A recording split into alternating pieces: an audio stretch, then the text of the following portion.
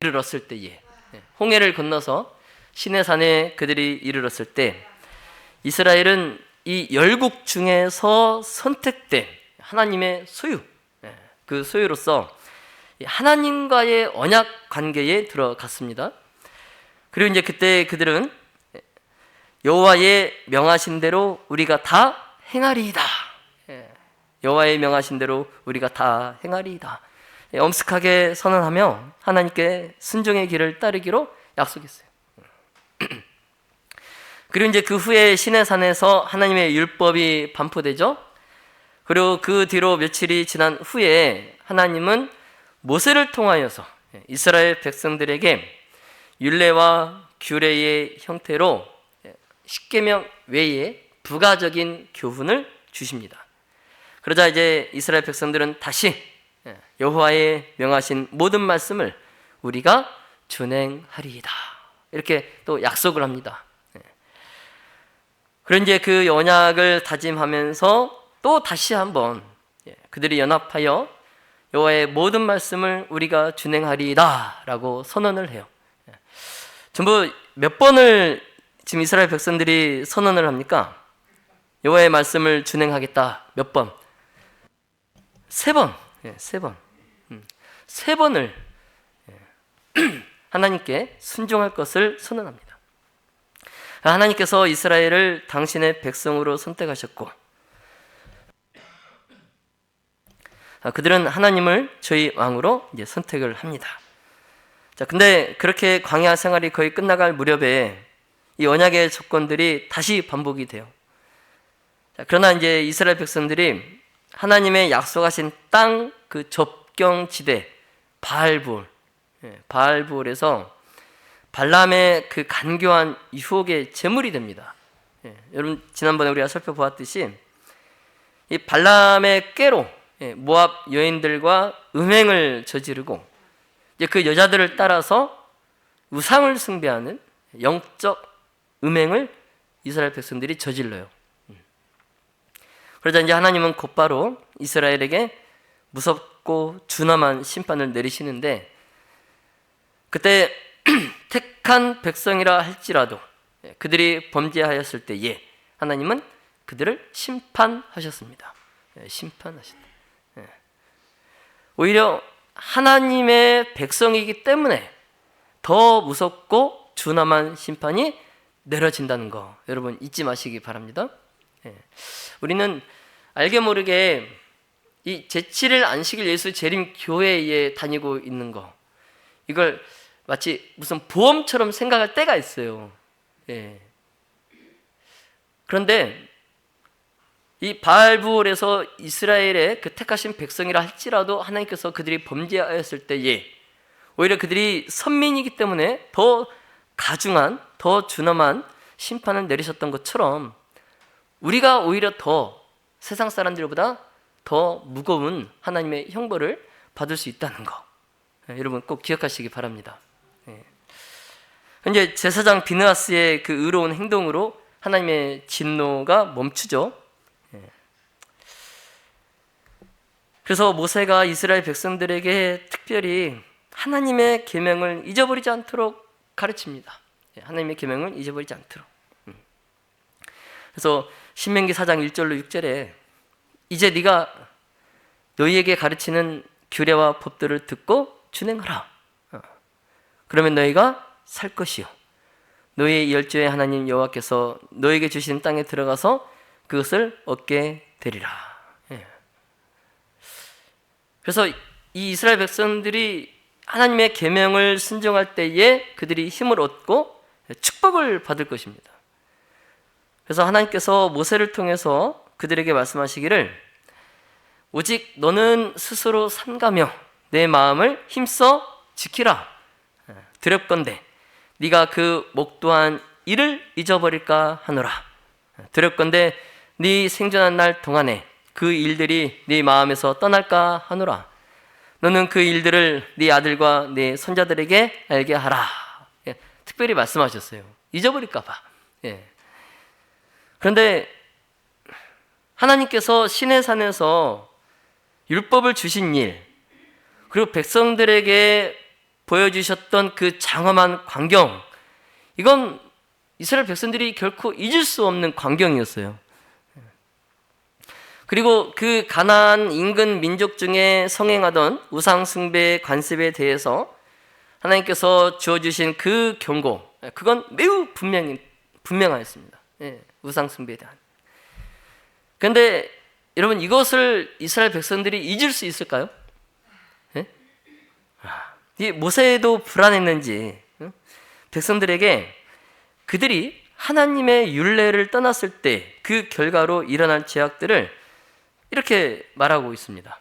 신명기 4장 26절로 28절에 자, 천지를 불러 증거를 삼노니 만일 약속의 땅에 오래 거한 후에 백성들이 부패한 예배 형식을 도입하여 새긴 우상들에게 절하다가 참 하나님께 대한 예배로 돌아오기를 거절한다면 너희가 요단을 건너가서 얻는 땅에서 속히 망할 것이라.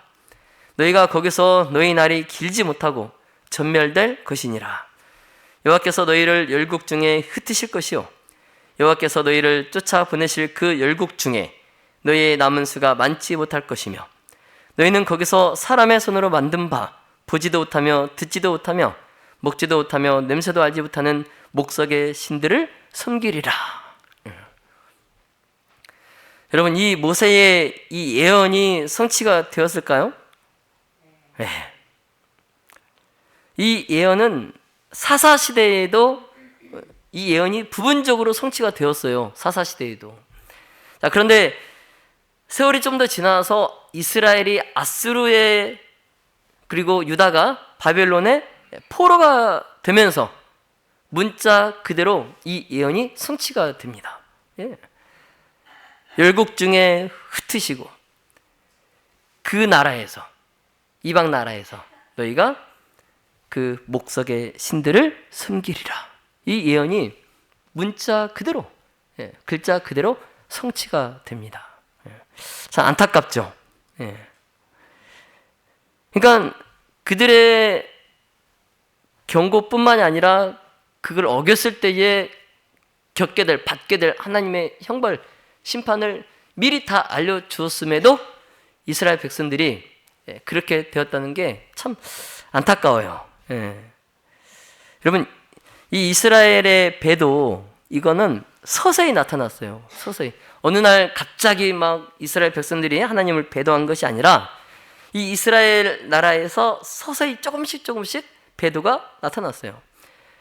그래서 이 사탄은 각 시대를 통하여서 하나님의 선민들로 하여금 그들이 영원히 지키기로 약속한 하나님의 명령과 규례와 법들을 잊어버리게 합니다. 잊어버리게 해요.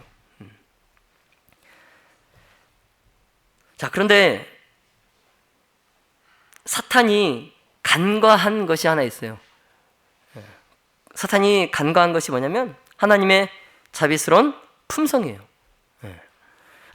사탄은 하나님께서는 형벌받을 자는 결탄코 면제하지 않으시지만 자비롭고 은혜롭고 노하기를 더디하고 또 인자와 진실이 많으시고 또 악과 과실과 죄를 용서하시는 그것을 영광으로 삼으신다는 것을 사탄이 미처 이걸 다 생각하지 못했어요. 그래서 이스라엘에 대한 하나님의 계획을 좌절시키려는 이 사탄의 노력으로 마치 이제 악이 승리하면서 이스라엘 역사상 영적으로 가장 어두웠던 그 시대에도 하나님께서 당신을 백성들에게 나타내십니다. 그래서 하나님께서 호세아를 통하여서 또 이렇게 선포하십니다.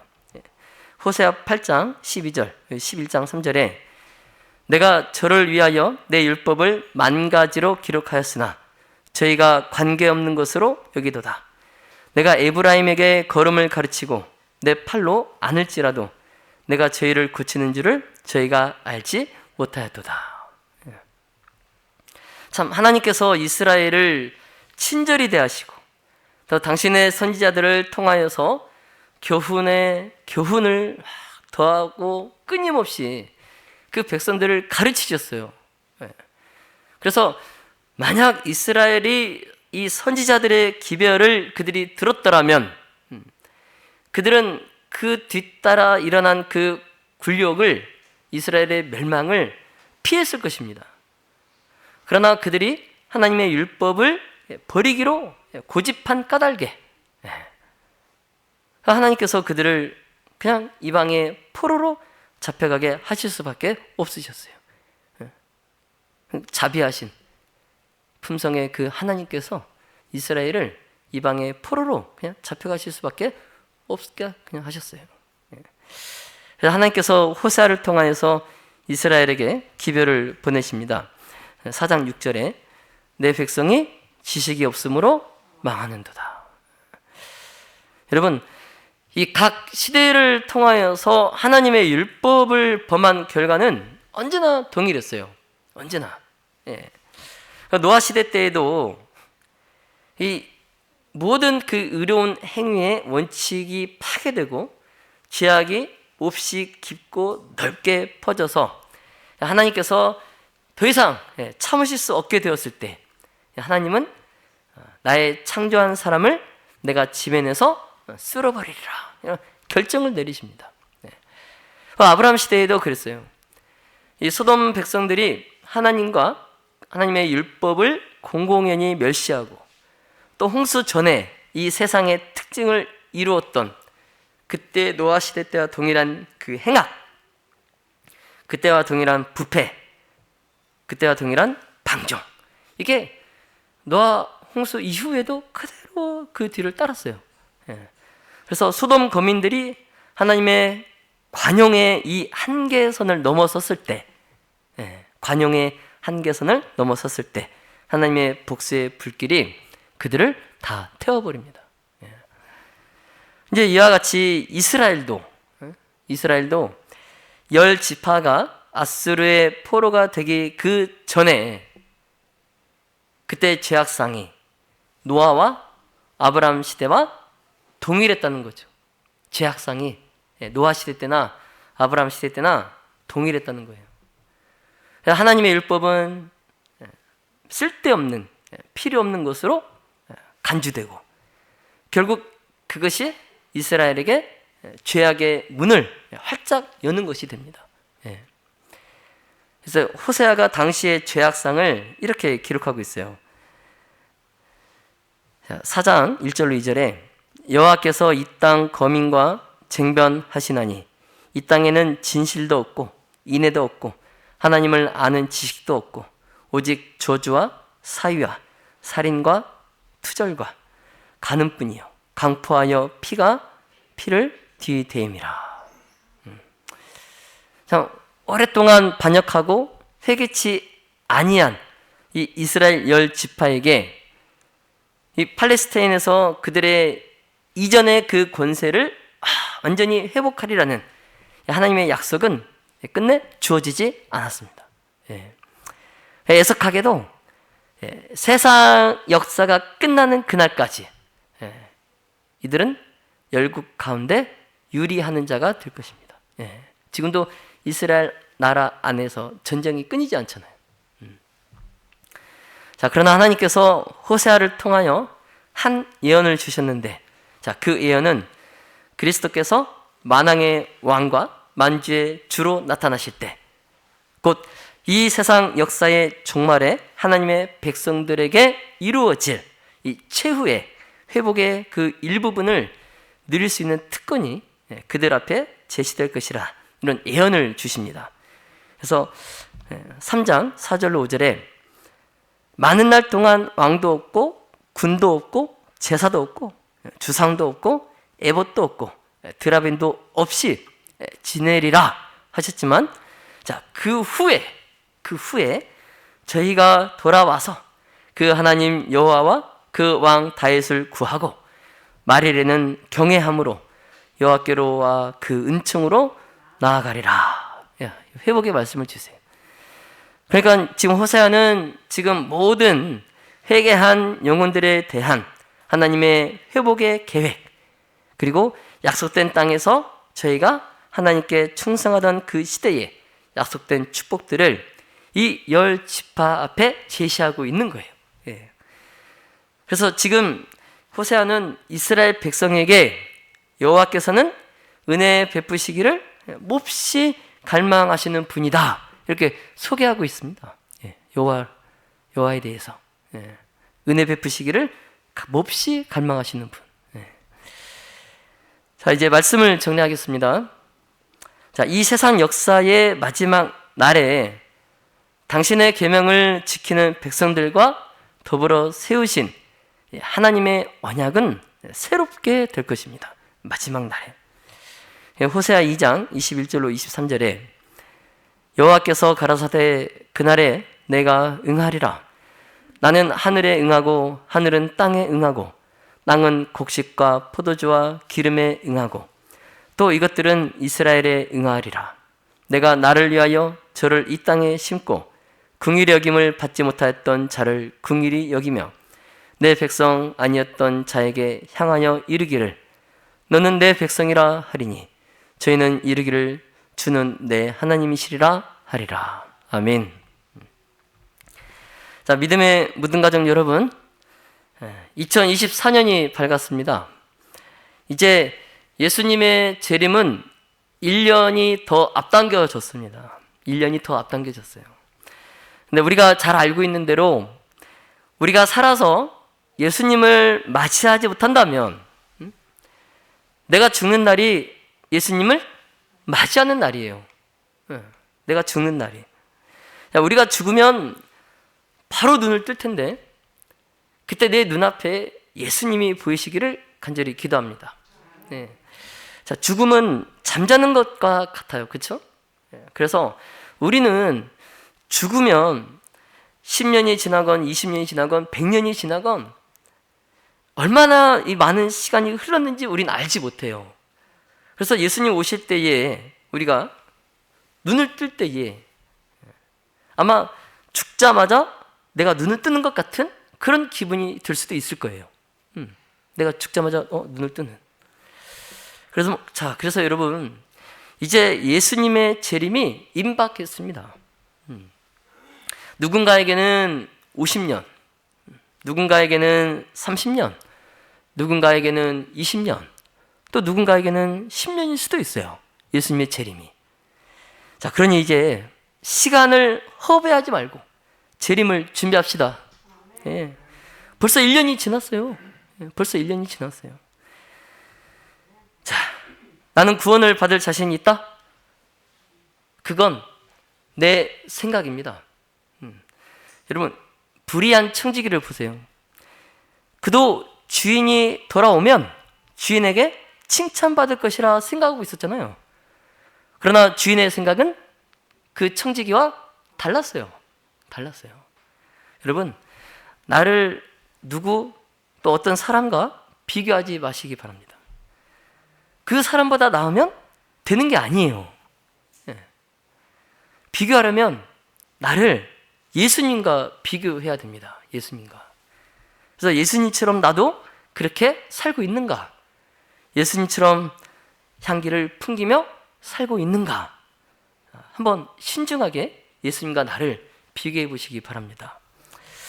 자, 바라기는 2024년 올 한 해에는 저를 비롯한 우리 무등교회 성도님들의 삶이 하나님께 순종하고 또 예수님의 발자취를 그대로 따름으로 곧 올 그날에 하나님을 두려워하며 그에게 영광을 돌리라.